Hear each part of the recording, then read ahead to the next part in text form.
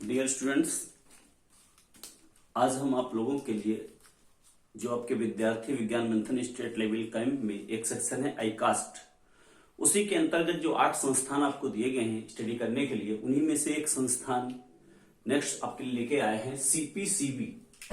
आज इसके बारे में कुछ हम चर्चा करेंगे। क्या इसका हिस्टोरिकल बैकग्राउंड है, किन किन चीजों पर रिसर्च करता है, क्या इसकी फंक्शनिंग है। तो चलिए आइए शुरू करते हैं। सीपीसीबी यानी central pollution control board, central pollution control board. सारे संस्थानों की फुल फॉर्म्स आपको पता होनी चाहिए। कहां पे उनका सेंटर है? न्यू दिल्ली। ये कहां पे है? न्यू दिल्ली में। और ये 1974 में स्टेब्लिश्ड हुआ था।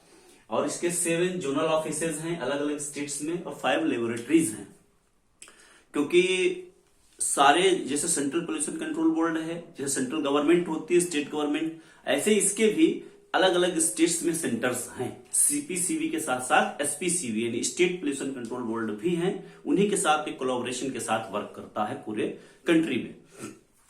क्या है आज इसी को समझते हैं। पहले हिस्टोरिकल बैकग्राउंड देख लेते हैं इसका। ये आता किस मिनिस्ट्री के अंतर्गत है? MOEFCC यानी ministry of environment, forest and climate change. ये इस मिनिस्ट्री के अंतर्गत काम वर्क करता है। इसको मतलब रिपोर्ट करता है कि क्या स्थिति है अपने यहां देश में। पहले जब ये सीपीसीबी बना था तो ये सिर्फ था वाटर एक्ट 1974 के अंतर्गत, यानी कि इसकी जो फॉर्मेशन हुई थी 1974 में वो था वाटर, यानी उस समय एयर का ऐसी कोई प्रॉब्लम थी नहीं कि एयर पोल्यूशन का भी बात हो। तो 74 में इसको सिर्फ और सिर्फ वाटर पोल्यूशन जो था उससे, क्योंकि इंडस्ट्रियलाइजेशन था, अर्बनाइजेशन था, उनसे वाटर पोल्यूशन हो रहा था। तो ये क्या था? The water prevention and control of pollution in water, सिर्फ वाटर के लिए काम करता था। लेकिन धीरे धीरे ट्रैफिक बढ़ा, फैक्ट्रीज बढ़ी, तो फिर एयर पोल्यूशन में स्टार्ट हुआ। तो ये 2 में काम करता है। वाटर के लिए तो काम करता ही है, वाटर पोल्यूशन के लिए।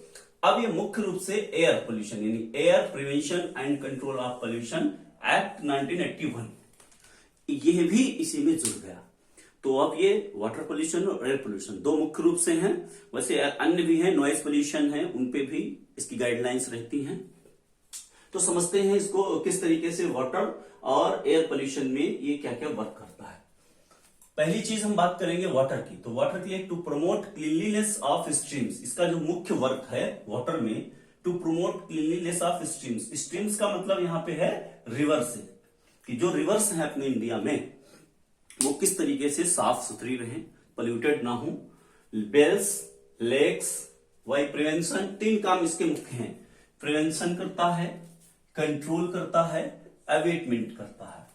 मतलब कि वो नेचुरली जिस तरीके से हैं उसी फॉर्म में रहें, प्योर रहें, कंजर्व रहें, उनमें किसी भी तरीके का पोल्यूशन न हो। 3 prevention, control and abatement in streams, wells and lakes. इसके बाद कैसे? इसने एक पूरा सिस्टम बना रखा है, water quality monitoring system, WQM बना रखा है, कि इसने कुछ गाइडलाइंस दे रखी हैं कि उनके अकॉर्डिंग उसमें होना चाहिए।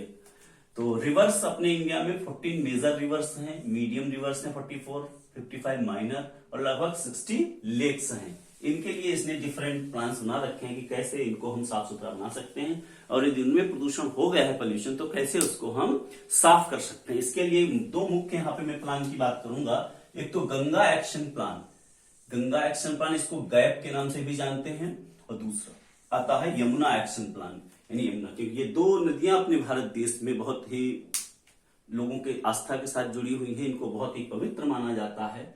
फिर भी इनको भी शहरों से, इंडस्ट्रीज से यहाँ पे तमाम तरीके का जो है जाता रहता है पोल्यूटेड वाटर, और ये भी दूषित हो रही है। इससे वहां का जो एक्वेटिक एनिमल्स हैं उनको भी खतरा है, और जो ड्रिंकिंग वाटर भी, क्योंकि यहाँ पे क्या है, इन सबसे ही इन सबका जिक्र इसलिए हो रहा है क्योंकि ये ड्रिंकिंग वाटर यहीं से सप्लाई होता है बड़े बड़े शहर से, तो इसलिए सबसे बड़ी ये समस्या है। एग्रीकल्चर हो गया, ड्रिंकिंग वाटर हो गया, एक्वेटिक एनिमल्स हो गया, इन सभी के लिए खतरा है कि यदि ये वाटर पोल्यूट होता है तो इसको किस तरीके से साफ रखना है, उसके लिए फंक्शनिंग करता है। दूसरा इसका जो मुख्य है कार्य, to promote the quality of air, जो हमारी एयर की क्वालिटी है उसको and to prevent, control, abate air pollution. वही काम यहाँ पे भी तीनों, prevent, control, abate air pollution की। एयर में जो तमाम तरीके की गैसें आ गई हैं इंडस्ट्रीज से, ट्रैफिक से, ये सारे वाहन हैं जो, या फिर जहां पे कंस्ट्रक्शन हो रहा है, टाउनशिप हो रही है, वहां पे बहुत सारे जो है पार्टिकल्स डस्ट में ऊपर चले जाते हैं, उससे तमाम तरीके की प्रॉब्लम्स शुरुआत होती है। तो इसके लिए इन्होंने क्या बना रखा है, वहां पे जैसे WQM था, यहाँ पे है नेशनल एयर मॉनिटरिंग प्रोग्राम। वहां पे था वाटर क्वालिटी मॉनिटरिंग प्रोग्राम, यहाँ पे है national air monitoring programme, NAMP। इनके ये जरूर याद रखना, दोनों इंपॉर्टेंट हैं। फॉर सेटअप इंडस्ट्री, अब ये क्या करता है, प्लानिंग करता है कि इंडस्ट्रीज कहां पे, जैसे दिल्ली वगैरह में थी पहले से बहुत सारी इंडस्ट्रीज थी अंदर, लेकिन वो सब बाहर कर दी गई। क्यों? क्योंकि वो पोल्यूट कर रही है, वहां के रहने वाले लोगों के लिए खतरा उत्पन्न कर रही थी। टाउन प्लानिंग और इंडस्ट्री, इनका जो आपस में संबंध है उस पर ये ध्यान देता है। आगे है ऑटोमेटिक मॉनिटरिंग स्टेशन। इसने अलग अलग जगह पे ऑटोमेटिक मॉनिटरिंग सिस्टम्स लगा रखे हैं, जैसे यहाँ पे मैंने बताया ITO इन न्यू दिल्ली, वहां पे लगा हुआ है। ऑटोमेटिक कैलकुलेट करता है कि क्या स्थिति है एयर की, वहां पे एयर की जो क्वालिटी है, एयर की जो गुणवत्ता है, उसको एयर क्वालिटी इंडेक्स से, AQI इंपॉर्टेंट है, इसको आप याद रखें। आता भी रहता है, आप सर्च करेंगे वेदर तो वहां पे AQI देता है पोल्यूशन में कि एयर क्वालिटी इंडेक्स क्या है इस समय पर्टिकुलर एरिया का। तो ये वहां पे मॉनिटर करता है और अपने डाटा को भेजता रहता है और कंजर्व भी रखता है, ताकि उसको आगे एनालाइज करके हम अपनी प्लानिंग कर सकें। ये मॉनिटर करता है, किन किन चीजों को ये मॉनिटर करता है, मुख्य रूप से ये बहुत इंपॉर्टेंट है। एक तो मॉनिटर करता RSPM को। RSPM का मतलब है रेस्पिरेबल सस्पेंडेड पार्टिकुलेट मैटर, रेस्पिरेबल। और एक होता है सस्पेंडेड पार्टिकुलेट मैटर, यानी कि SPM।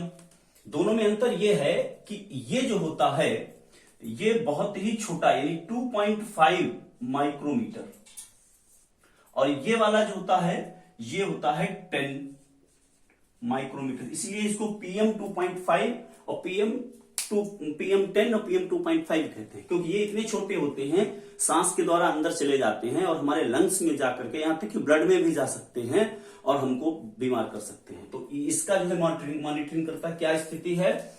और SPM सस्पेंडेड पार्टिकुलेट मैटर, ये वहां से आता है जहां पे जैसे टाउन्स बन रहे हैं, बिल्डिंग्स बन रही हैं, तो जो डस्ट वहां की उड़ रही है, हवा में जा रही है, इसके बड़े पार्टिकल्स होते हैं।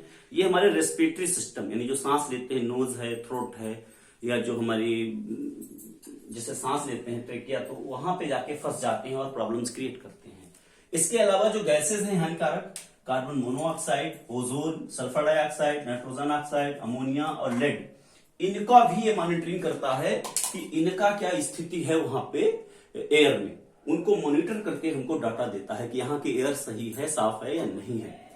नेक्स्ट चीज आता है AQI, जो भी मैंने बताया था, air quality index. Air quality index में खासतौर से इन्हीं की हम ज्यादा चर्चा करते हैं, PM 10 और PM 2.5, जो मैंने पहले बताया कि PM का मतलब है पार्टिकुलेट मैटर और 10 का मतलब है बड़े पार्टिकल्स, यानी 10 माइक्रोमीटर, और ये 2.5 माइक्रोमीटर। हम ऐसे समझ सकते हैं इसको माइक्रोमीटर को कि जो हमारा बाल होता है सर का, ये लगभग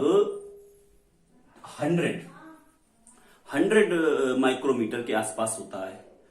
तो वही उसी से आप आइडिया लगा सकते हैं। या इसको यदि हम बात करें तो 40 यानी कि 40 PM 2.5 आ जाएंगे एक जगह पे, 40 कर्ण रख दे तो बाल की मोटाई के बराबर होंगे।